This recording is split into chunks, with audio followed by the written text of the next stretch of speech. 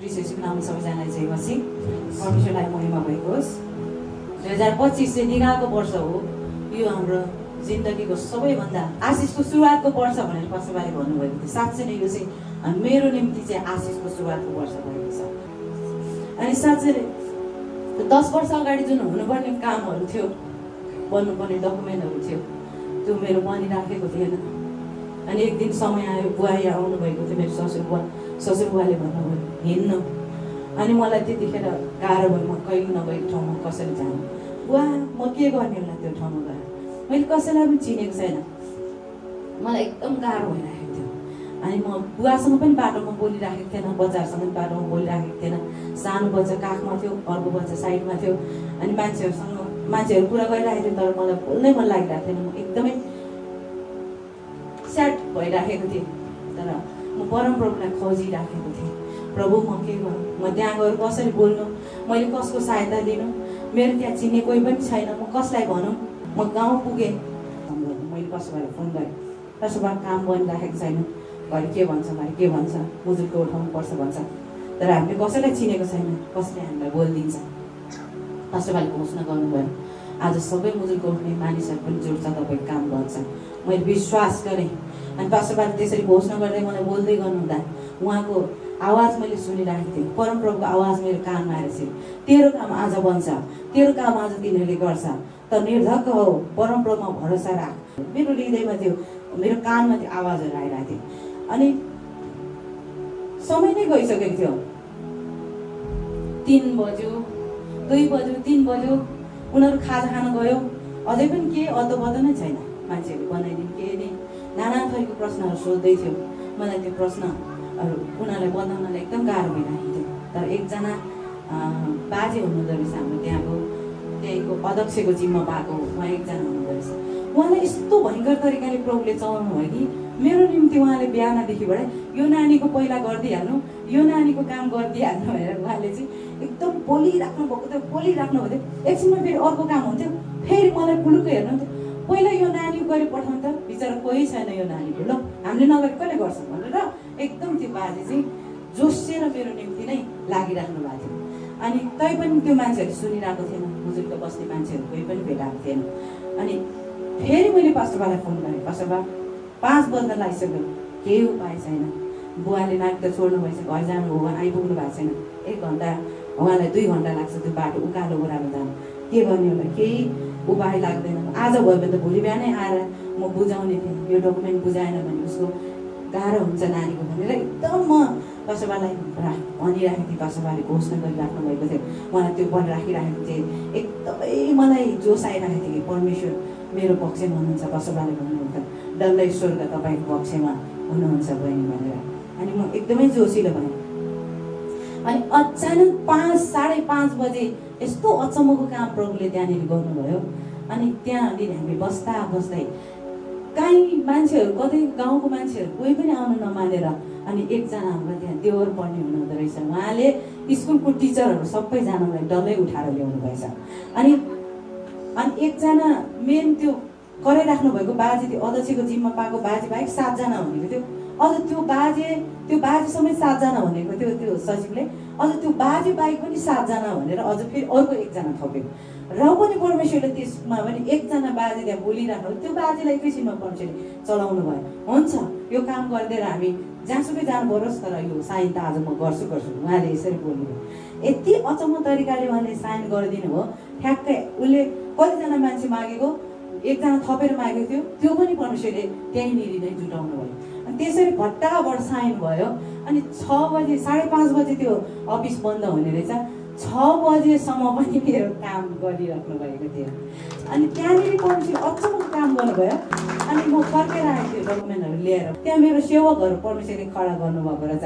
त्यहाँनिर परमेश्वरले मेरो निम्ति मलाई प्रेम गर्ने व्यक्ति, मलाई वास्ता गर्ने व्यक्तिहरू खडा गर्नुभएको छ। म अचम्मै लागेँ, यति अचम्म लाग्यो। मेरो माइतीमै गइहाल्यो भने नि म कतिचोटि त्यस्तो व्यक्तिहरू भेटाउँदिनँ होला, तर कसरी त्यस्तो व्यक्ति कहिले नगएको ठाउँमा त्यस्तो व्यक्तिहरू परमेश्वरले खडा गर्नुभयो।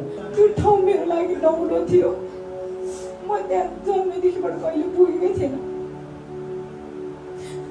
जुन दिन म यो मण्डलीमा आएँ त्यो दिन मैले पास्टरबालाई देखेँ नि। पास्टरबालाई देख्ने बित्तिकै जब 12 वर्ष रगत बग्ने स्त्रीले एउटा निश्चय गरेको थियो कि येशू ख्रीष्टको वस्त्रलाई छुने बित्तिकै म निको हुन्छु भनेर मैले पनि एउटा कुरा निश्चय गरेको थिएँ। जुन दिन पास्टरबाको हात मेरो शिरमाथि आउँछ अनि म आशिषित हुनेछु भनेर उहाँले मलाई अलिकति मात्रै छोइदिए पुग्छ, म आशिषित हुनेछु। मेरो शरीरमा म माथि भएको श्रापहरू सबै टुटिनेछ भनेर मैले विश्वास गरेको थिएँ। उहाँ घरमा आउनुभयो। अहिले हालैको म आशिष पहिले भन्छु, उहाँ मेरो घरमा आउनुभएको थियो पहिलोचोटि मलाई प्रार्थना गरिदिनको निम्ति, मलाई भेट्नको निम्ति। मामु पनि आउनुभएको थियो। अनि त्यो दिन पास्टरबालाई मैले केही कुराहरू सुनाएँ अनि पास्टरबाले मेरो निम्ति प्रार्थना गरिदिनु भयो। उहाँले प्रार्थना गर्दाखेरि उहाँले बोल्नु भएको थियो, सायद उहाँले बिर्सिनु होला, तर म आज सम्झना गराउन चाहन्छु। उहाँले भन्नुभएको थियो, कृपा बहिनी अब तपाईँको परिवारले तपाईँलाई खोजेर आउनेछ, हालेलुया। तर साँच्चै नै अहिले भर्खरै 1 हप्ता जति भयो, मैले नम्बर पनि दिएको थिएन, मैले मोबाइल सिम पनि निकालेर राखेको। तर मेरो हजुरआमाले फुपूहरूले मलाई खोजी खोजी आउनु भएको रहेछ। उहाँले बोल्नुभएको वचन पुरा भयो। मैले स्वीकारेको थिएँ कि त्यो परमप्रभुबाट आएको हो भनेर। उहाँले बोल्नुभएको वचन त्यो पुरा भयो। मैले मेरो नम्बर कहीँ छाप छोडेको थिएन, त्यो नम्बरहरू मैले कसैलाई दिएको पनि थिएन, सिम पनि निकालेर बसेको थियो। तर उहाँहरूले एक्कासी मलाई खोजेर आउनु भएछ, नम्बर पनि भेटाउनु भएछ, मलाई फोन गर्नुभएछ। उहाँले बोल्नुभएको वचन परमेश्वरबाट त्यो मेरो निम्ति आवाज थियो, हेर अब तेरो परिवारले तँलाई खोजेर आउनेछ। म जहिले पनि मेरो परिवारले मलाई खोजोस्, म जहिले खोज्न जान्छु, म आफैले ठक्कर खान्छु, तर उहाँहरूले मलाई खोजोस् अनि थाहा पाउनेछ मेरो प्रेम भनेर सोच्थेँ। उहाँहरूले नै मलाई खोजेर आउनुभयो।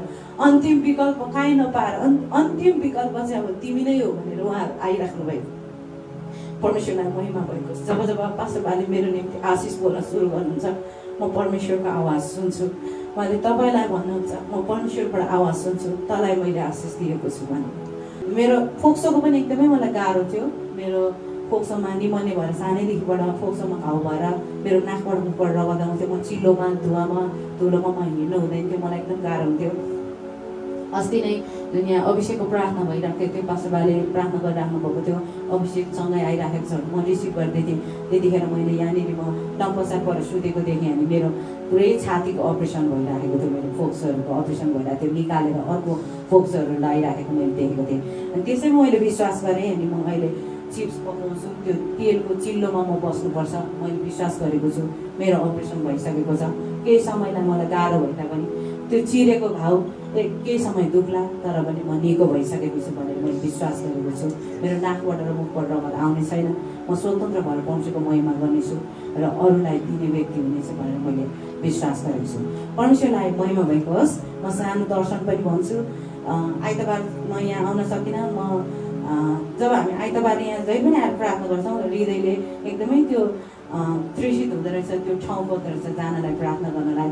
अनि त्यतिखेर म घरमै नै म डम्पसारबाट प्रार्थना गरेर थिएँ। अनि मेरो श्रीमान चाँडै जानुभएको थियो, बाबुलाई छोडेर आउन पाइनँ। अनि नानी पनि ट्युसन जानुपर्ने भएको कारणले म आइतबार आउन पाइनँ। अनि पास्टरबाई यहाँनिर प्रार्थना गरिराख्नु भएको थियो। उहाँले प्रार्थना गर्दै गर्दाखेरि हिरा नै हिरा, स्वर्ग उम्रेर हिरा नै हिरा यति यो भवनभरि भरिएको थियो। अनि कतिजनाले चाहिँ त्यो हिरालाई कुल्चेर हिँड्दाखेरि देखिराखेको थिएन, कतिजनाले चाहिँ बोरा बोरा बटुलिराखेको थियो। र अनि त्यो यति धेरै चमक आइराखेको थियो कि त्यो कतिजनाले चाहिँ देखिराखेको थिएन। परमेश्वरको वचन आइराखेको छ, हिराभन्दा पनि बहुमूल्य परमेश्वरको वचन हो, आइराखेको छ। कतिजनाले चाहिँ यो वचनलाई सुन्नु भएको छ, लिनु भएको छ, कतिजनाले चाहिँ लिनु भएको छैन होला, सायद नसुन्नु भएको होला। म यही नै प्रार्थना गर्छु, परमेश्वरले हरेकको आत्मिक आँखा र आत्मिक काम खोलिदिनु भएको होस्। परमेश्वरलाई महिमा भएको हुन्छ। जय मसीह। हुन्छ, सर्वप्रथम परमेश्वरलाई धन्यवाद होस् अनि सबैले जय मसीह। मेरो पनि यो सानो आशिष भनौँ, यो 2025 फेभर अफ द इयर्स 25 भनेर पास्टरले घोषणा गर्नुभएको थियो। साँच्चै नै आशिषको वर्षको सुरुवातको वर्ष। साँच्चै नै परमेश्वरले मलाई भनौँ भने सबै कुरोबाट मलाई आशिषमा, साँच्चै अब्राहमका आशिषमा चाहिँ मलाई राख्नुभएको उहाँले घोषणा गर्नुभएको थियो। त्यो कुराहरूलाई मैले रिसिभ गर्दा गर्दा मेरो सबै कुराहरू, जति पनि फाइनेन्सले खाएको पैसाहरू पनि फाइनेन्स कतिजनाको त फाइनेन्सले खाएको पैसाहरू उठेको थिएन तर सबै कुरा मेरो चाहिँ उठ्यो होइन आमेन पनि आशिष हो हालेलुया 2025 मा चाहिँ मेरो फाइनेन्सको Yes. फाइनेन्सियलहरूको सबै कुराहरू पनि आएर मैले उता जग्गा पनि लिएँ Oh. अनि पछि गएर मैले चाहिँ त्यो वचन रिसिभ गरेको कारण साथै पास्टर बुवाको मुखबाट आएको त्यो अगमबानीको वचनहरू चाहिँ मैले रिसिभ गरेको कारण सबै आशिषहरू चाहिँ मलाई 81 फेरि मैले गाडीहरू पनि जोड्न सकेँ Yes, yes, आशिष hallelujah. म यो मण्डलीलाई भन्न चाहन्छु यो चाहिँ आशिष हो अनि एकदमै म खुसी छु अनि मण्डलीप्रति अनि हाम्रो मण्डली परिवारप्रति अनि पास्टर बुवाको जति पनि आएको कुराहरू आएको वचनहरू चाहिँ मैले रिसिभ गरेको कारण साँच्चै नै मण्डली साँच्चै नै वचनलाई चाहिँ रिसिभ गर्नुहुन्छ वचनलाई चाहिँ एकदमै हामीले आदर गर्नुपर्दो रहेछ मलाई चाहिँ झन आशिष मेरो व्यवसायमा पनि दिन प्रतिदिनको व्यवसाय दिनदिनै म वृद्धिमा भइरहेको मैले महसुस गरेको छु मेरो दिनदिनको सेलहरू पनि दैनिक सेलमा चाहिँ मैले वृद्धि भइरहेछ हालेलुया यो चाहिँ आशिष हो जय मसीह मैले विगत केही महिनादेखि मलाई पनि विभिन्न कुराहरूले टर्चर गरिरहेको थियो त्यो डर चिन्ताहरू भन्ने कुराहरू थियो मलाई चाहिँ एक किसिमको डर चिन्ता थियो त्यो चाहिँ मलाई म बाहिरबाट आएको सायद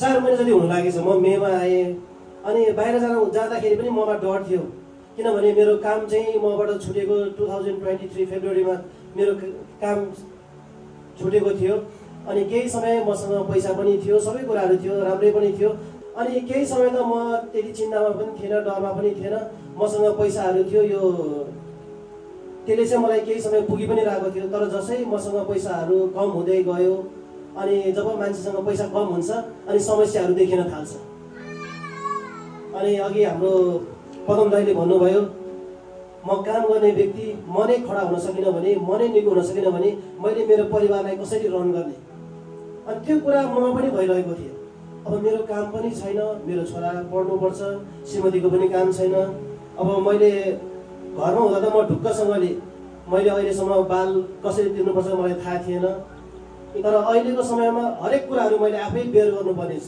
स्थिति छ म कोठाबार पनि आफै तिर्नुपर्छ पसल चलाउँदैछु पसलको पनि आफै तिर्नुपर्छ इन्टरनेट छ त्यसको पनि आफै तिर्नुपर्छ हरेक कुराको सानो सानो सानो कुराहरू म आफै तिर्नुपर्छ अनि मलाई त्यो कुराले एकदम मलाई हिट गरिरहेको थियो म कसरी गर्ने त्यो चिन्ता त्यो डर तरै पनि हाम्रो मण्डलीमा पास्टर बुवाबाट चाहिँ हाम्रो प्रकाशको कुराहरू यहाँ धेरैचोटि विश्वासको कुरा प्रार्थनाको कुरा आराधनाको कुरा अनि साथसाथै हामीले चाहिँ परमेश्वरमा कसरी भरोसा राख्ने भने त्यो प्रकाश पाउँदै पनि तर विगत केही समयमा आदरणीय पास्टर बाबुको मुखबाट त्यो प्रकाश मैले पाएँ हामी विश्वासीहरूले चाहिँ चिन्ता र विश्वासलाई चाहिँ हामी सँगै लान सक्दैनौँ त्यो कहिले पनि दुईटै रथको एक पाङ्ग्रा हुन सक्दैन भन्नुभयो अनि यो कुराले चाहिँ मलाई टक्क मेरो हृदयमा छुयो अनि मैले त्यसलाई नै पक्रेँ साँच्चै प्रभु यो प्रकाश मैले पाएको छु म त तपाईँको छोरा हो जुन कुरा हाम्रो आदरणीय पास्टरबाले भन्नुभएको थियो स्वर्गमा बाँधिएका कुराहरू म पृथ्वीमा कसरी म त्यसलाई चाहिँ म बाँध्न सक्दिनँ म यो कुरालाई पनि म बाँध्छु म त्यो कुरालाई म पृथ्वीमा म फुकाउन सक्दिनँ अब अभाव मेरो जिन्दगीमा हुने छैन अब चिन्ता मेरो जिन्दगीमा हुने छैन डर मेरो जिन्दगीमा हुने छैन अनि यो फाइनेन्सियली जति पनि कुराहरू छ त्यो मेरो जिन्दगीमा आउने छैन अनि त्यो बेलामा मलाई अचम्म तरिकाले जुन कुरासँग म जुझ्दै थिएँ मलाई परमेश्वरले वचन दिनुभयो भजन सङ्ग्रह 56 को 3 पद त्यसरी मलाई टक्क मेरो मोबाइलमा आयो जुन चाहिँ राजा दाउदले परमेश्वरप्रति राखेको कुराहरू थियो राजा दाउद पनि डराएर चिन्ताले डरले ऊ साउलसँग डराएर भागिरहेको थियो तर उसले बिर्सेको थिएन किनभने जब म डराउँछु म तपाईँको शरण स्थानमा आउँछु भन्ने कुराहरू म यो वचन तपाईँहरूमा पढेर सुनाउँछु मैले मेरो स्क्रिनमै छ यहाँनिर जुन बेला मलाई डर लाग्छ तब म तपाईँमाथि भरोसा राख्नेछु अनि मलाई पनि त्यो कुराहरूको डर थियो फाइनेन्सियली कुराहरू विशेष गरी त्यो कुराको डर थियो मैले मेरो छोराको स्कुल फीहरू अरू आवश्यकता कुराहरू कसरी पुरा गर्ने होला म यो पसलहरू रन गर्दैछु यो आशिष मैले पाएको छु तर यसलाई मैले कसरी रन गर्ने होला अनि मेरो घर म अब भाडामा बस्दैछु त्यहाँ मैले कसरी बेर गर्ने अनेक साना साना कुराहरू म कसरी गर्ने होला मलाई यो चिन्ता थियो अनि मेरो सँगैका सहकर्मी भाइ बहिनीहरूले पनि भन्नुहुन्थ्यो पसल गरेर त खालि खाजालाई मात्रै ठिक्क हुन्छ भाडालाई मात्रै ठिक्क हुन्छ भन्नुहुन्थ्यो त्यो कुराले पनि मलाई हिट गर्दै थियो तर जसै मैले यस मण्डलीबाट आदरणीय पास्टर बुवाको मुखबाट त्यो वचन त्यो प्रकाश पाएँ हामीले चाहिँ डरलाई चिन्तालाई अनि विश्वासलाई सँगै लिएर जान सक्दैनौँ यदि विश्वासलाई अगाडि चाल्ने हो भने तपाईँ विश्वासको कदममा अगाडि बढ्ने हो भने डर र चिन्तालाई त्याग्नुहोस् अनि मैले पनि स्वत रूपमा डर र चिन्तालाई त्यागिदिएँ।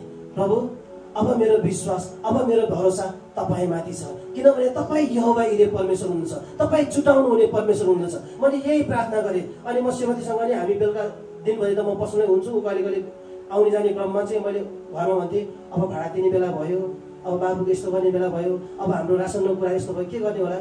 अनि मैले भन्थेँ हामी चाहिँ विश्वासमा अगाडि बढ्नुपर्छ।